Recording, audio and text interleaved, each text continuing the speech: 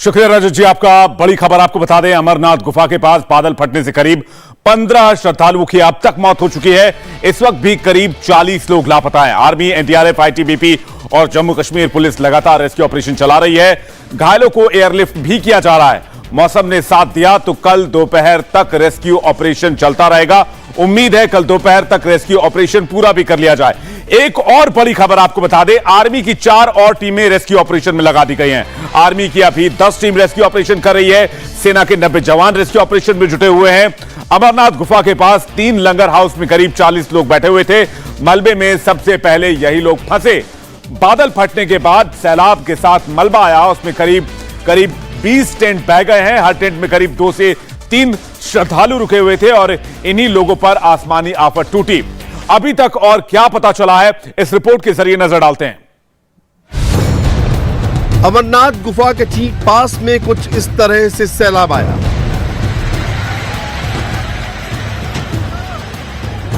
शाम के करीब 5:30 बजे पवित्र गुफा से 1 किलोमीटर ऊपर बादल फटा।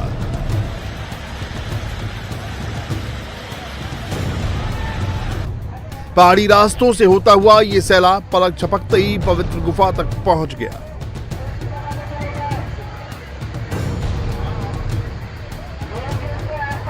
सैलाब अमरनाथ गुफा की दाईं तरफ से आया और उस जगह हिट किया जहां श्रद्धालुओं के लिए टेंट लगे थे और लंगर चल रहा था। एक झटके में 15 से 20 टेंट सैलाब में बह गए। हर टेंट में 2 से 3 लोग मौजूद थे। वहां लगे 3 लंगर भी बह गए।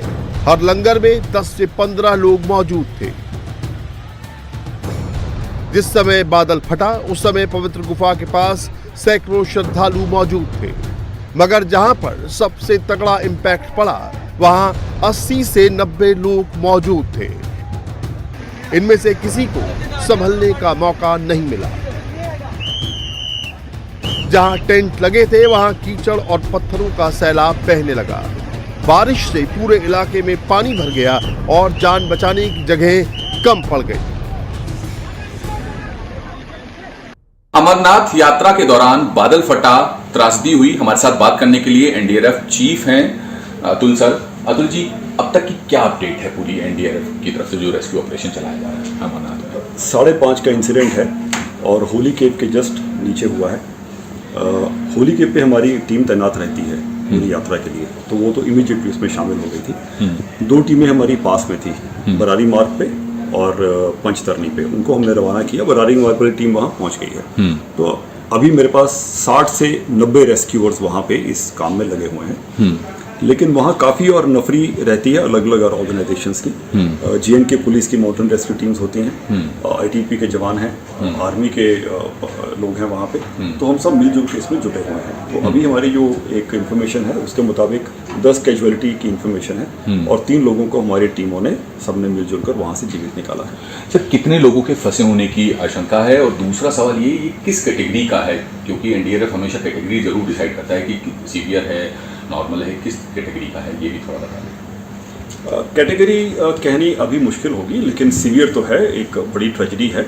और इस तरह का इंसिडेंट, मैं कुछ समय पहले वहाँ 2 साल तैनात था सीआरपीएफ में, तो इतना बड़ा क्लाउड बर्स्ट होना और इतने लोगों के उसमें फंसे होने की जो एक पॉसिबिलिटी है और एक बना है, ऐसा पहले मैंने नहीं सुना है। तो एक यूनिक इंसिडेंट है, ट्रेजिक इंसिडेंट है। सिवियरिटी इतनी है कि 30-40 लोग मिसिंग हैं, तो बड़ी बात है हमारे लिए। और हम कोशिश कर रहे हैं कि अधिक से अधिक लोगों को ट्रेस करके वहाँ से निकाल पाएं। अमरनाथ की पवित्र गुफा के पास कोई पक्का स्ट्रक्चर नहीं होता। श्रद्धालुओं के लिए यहाँ सिर्फ टेंट लगाकर काम चलाया जाता है। सैलाब आया तो ठंड और बारिश से बचने वाले टेंट तिनके की तरह बह गए। दक्षिण कश्मीर में स्थित भगवान अमरनाथ जी की पवित्र गुफा के नजदीक बादल फटने से वहां पानी और भयंकर बाढ़ आई है, जिसके बाद जम्मू कश्मीर प्रशासन, भारतीय सेना, आईटीबीपी तथा जम्मू कश्मीर पुलिस के साथ साथ एनडीआरएफ की टीमों को वहां राहत एवं बचाव कार्यों में लगाया गया है। ये बादल श्री अमरनाथ जी की पवित्र गुफा के साथ लगते हिमालय श्रृंखलाओं के पर्वतीय पहाड़ों के बीच में ये बादल फटा है और ये सारा क्षेत्र बर्फानी क्षेत्र है। वहाँ टेंट्स और टेम्परेरी जो रहने के शेड्स बनाए गए हैं। चूँकि वहाँ परमानेंट स्ट्रक्चर नहीं बनाए जा सकते, ये बहुत ही भयंकर बर्फबारी वाला क्षेत्र है और इस वक्त बादल फटने के बाद जहाँ जो परिस्थितियाँ बनी हैं वहाँ राहत एवं बचाव कार्य बड़े पैमाने पर चलाया जा रहा है। इस बाढ़ से जो लोग प्रभावित हुए हैं उनको सुरक्षित स्थानों पर निकालकर उनके इलाज की व्यवस्था की जा रही है। सेना, आईटीबीपी, सीआरपीएफ, बीएसएफ, एनडीआरएफ और एसडीआरएफ के साथ जम्मू कश्मीर पुलिस की टीम ने एक साथ रेस्क्यू ऑपरेशन शुरू किया। रेस्क्यू ऑपरेशन में आर्मी ने 6 हेलीकॉप्टर लगाए। एनडीआरएफ और एसडीआरएफ की टीम ने फंसे हुए श्रद्धालुओं को निकालकर बेस कैंप तक पहुंचाना शुरू किया। 1 घंटे के अंदर अंदर घायलों को एयरलिफ्ट करके अस्पताल पहुंचाने का काम स्टार्ट हो गया। अमरनाथ गुफा के पास जैसी हमें सूचना मिली है, लगभग 5:30 बजे के आसपास काफ़ी तेज़ बारिश हो रही थी काफ़ी देर से, और वहाँ पर पहाड़ के बगल में जो गुफा है उसी के ऊपर से अचानक से तेज पानी आने लगा और नाले का बहुत धीरे धीरे तेज होने लगा। जो हमारे सिस्टर एजेंसीज हैं, आईटीबीपी है, बाकी सारी एजेंसीज, हमने तुरंत अलर्ट किया। पिछले साल भी वहाँ पर एक ऐसी घटना हुई थी जिसमें काफ़ी क्लाउड बस्ट के बाद तबाही जैसी स्थिति पैदा हुई थी। तो इस बार पहले से हम लोग अलर्ट थे, चूंकि इलाका काफ़ी नैरो है तो वहाँ नीचे की तरफ कुछ टेंट भी लगे हुए थे जिसमें कि कुछ हमारे बलों के भी टेंट थे और उसमें कुछ श्रद्धालु भी थे। तो उनको वार्न किया गया, उनको अलर्ट किया गया और विद इन 10 to 15 मिनट्स काफ़ी लोगों को वहाँ से निकाला गया, जिससे काफ़ी लोगों को हम बचा सके हैं, वहाँ पे निकाल सके हैं। काफ़ी सारे टेंट बह गए हैं, एग्जैक्ट नंबर मेरे पास अभी नहीं है, लेकिन तुरंत ही हमारी जो फोर्सेस थी उन्होंने अपना रेस्क्यू ऑपरेशन शुरू कर दिया था। आईटीबीपी की 2 कंपनियां और साथ ही साथ बाकी सारी जो हमारी फोर्सेस हैं उसमें एनडीआरएफ है, इंडियन आर्मी है, जम्मू कश्मीर पुलिस है, उनके साथ लगातार हम लोग कोऑर्डिनेशन में काम कर रहे हैं। और अभी फिलहाल स्थिति यह है कि बारिश थोड़ी कम हो गई है पहले से, पानी का प्रवाह लेकिन अभी उतना ही है। कुछ पुष्टि नहीं हुई है, लेकिन फिलहाल हम ये देख पा रहे हैं कुछ लोगों को नदी से निकाला गया है बहते हुए। डाउनस्ट्रीम में भी चेक कर रहे हैं और कोशिश ये है कि ज्यादा से ज्यादा लोगों को बचाया जा सके। अमरनाथ की पवित्र गुफा जिस जियोग्राफिकल टेरेन में है वहां पहुंचना वैसे ही आसान नहीं होता, फिर आपदा के समय राहत पहुंचाना तो और भी मुश्किल होता है। जैसे जैसे रात गहराने लगी वैसे वैसे मुश्किलें बढ़ने लगी। पवित्र गुफा के पास तापमान -10 डिग्री तक पहुंच गया। टेंट नहीं बचे, लकड़ियां गीली हो गई। रात में दोबारा बादल फटने का अंदेशा भी बढ़ने लगा। ऐसे मुश्किल वक्त में प्रधानमंत्री नरेंद्र मोदी ने पल पल की मॉनिटरिंग शुरू की। होम मिनिस्टर अमित शाह ने जम्मू कश्मीर और अर्धसैनिक बलों के साथ कोऑर्डिनेट किया।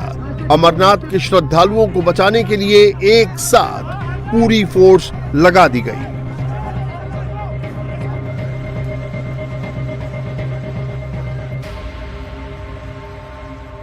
हमारा जो फोकस है वो फिलहाल यात्रियों को सुरक्षित जगहों पे पहुंचाना और रेस्क्यू करना है।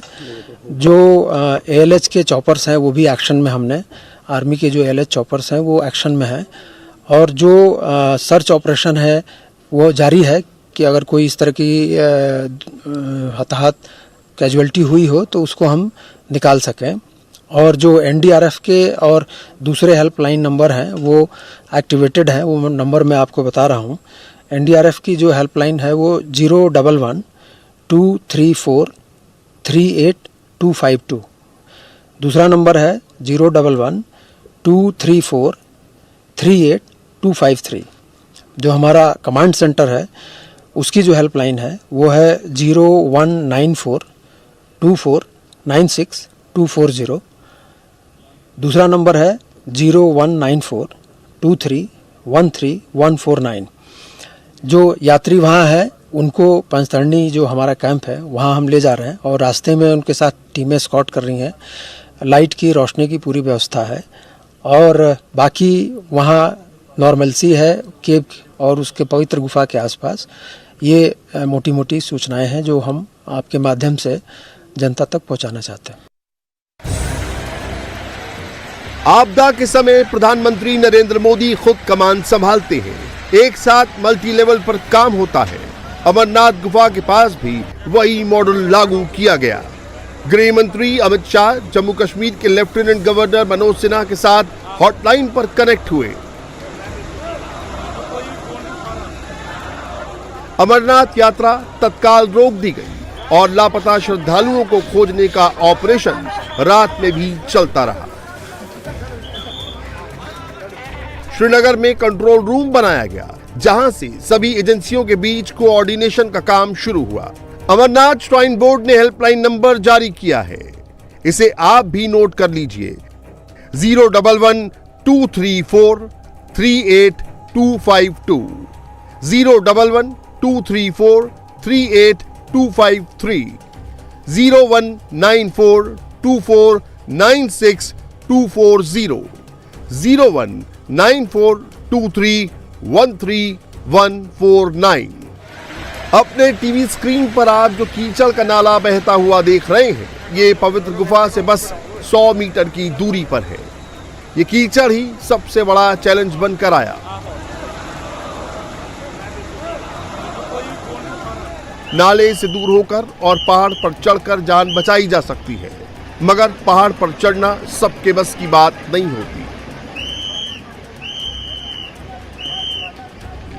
श्रद्धालुओं को बचाने के लिए सेना ने अपने 200 जवानों को लगाया।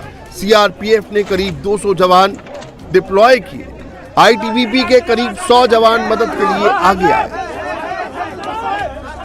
इनके अलावा एनडीआरएफ ने 90 जवान लगाए। अभी हम एक रिव्यू ले रहे हैं, हम लड़कों से बात कर रहे हैं जो वहाँ पे अवेलेबल हैं। टीमें वहाँ पहुँचाने का तरीका हेलीकॉप्टर के सिवा और कोई जल्द से जल्द नहीं हो पाएगा।